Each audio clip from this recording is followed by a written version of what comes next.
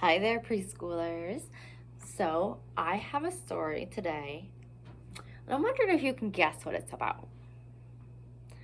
It's that big word that we can use that means feelings.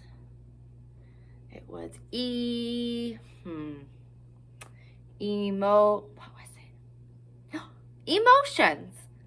So, today is our last day learning all about the different emotions.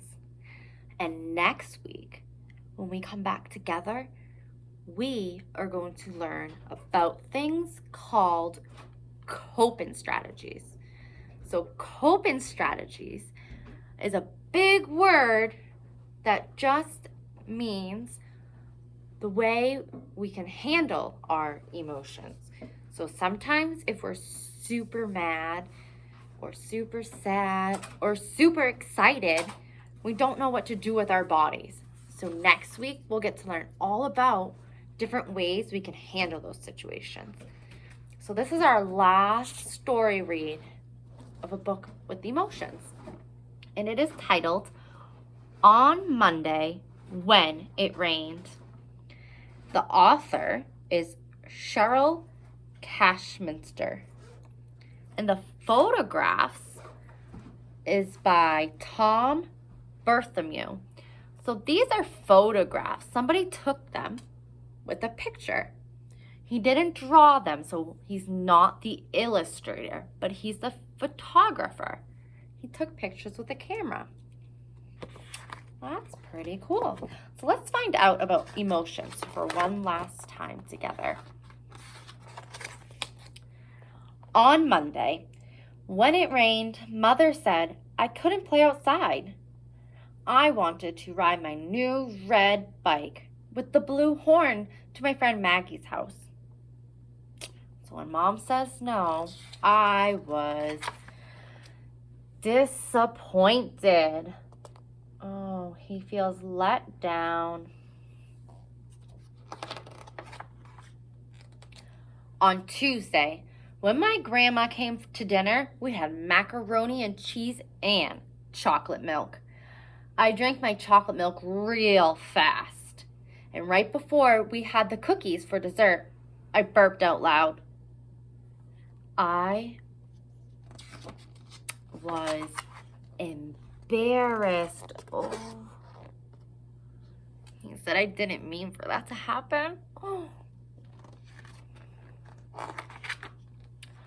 On Wednesday, when I went to preschool, we drew pictures of big animals in a zoo.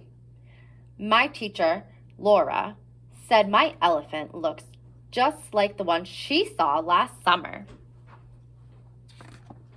I was proud. When you feel proud, you stand tall. He's very happy.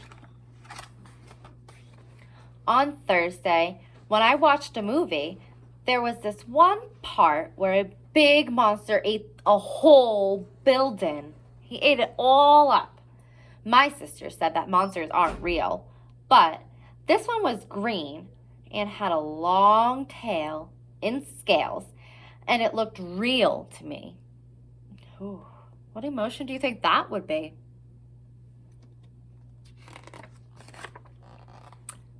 Scared. If I saw a monster that ate a whole building, I would be scared.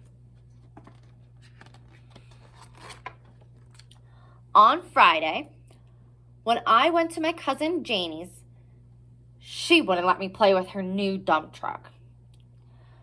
I always share my toys with her. When she comes to my house and I have something new to play with, I make sure to share. I was angry. He's even got his arms folded. You can see it in this photograph.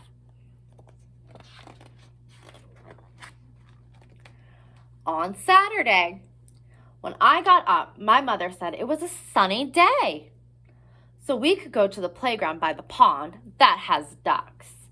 I went there once before and played on this rope climbing thing that looks like a pirate ship. What do you think? I was excited! Oh, the pirate ship with the rope climber. So exciting. On Sunday, when I called my friend Peter to see if he could come over to my house to play, his mother said he was sick. My friend Kate couldn't play either, because she had errands to do with her big brother.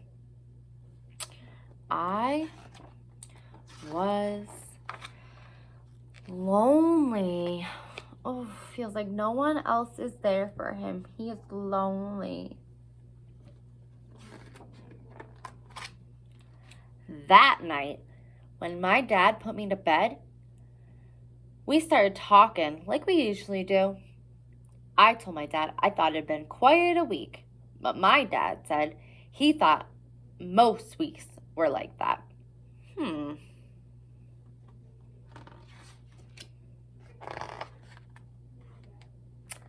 I wonder. He's got his thinking face on. He's wondering. Are all weeks like that? Are all weeks full of different emotions every day? Maybe you feel something different. Maybe most days you feel happy and then something really exciting happens or something really sad happens. So your emotions can change throughout one whole day. You can have more than one emotion. Throughout a whole week, you can have more than one emotion. But what do we do with all these emotions we feel? If I'm so mad, I might want to just kick or hit or scream. But should I do that? Should I kick or hit or scream if I'm upset? No. What could I do instead? How could I tell someone that I am mad, but not be so loud or dangerous with my body? I want you to think about these things, because even if we're so excited, our bodies can still be out of control. And even if we're sad, our bodies can be out of control. And sometimes what my body out of control might look like, maybe it's that may be my body out of control. Or maybe my out of control is me sitting and not doing anything that my teacher or my mom or dad are asking me.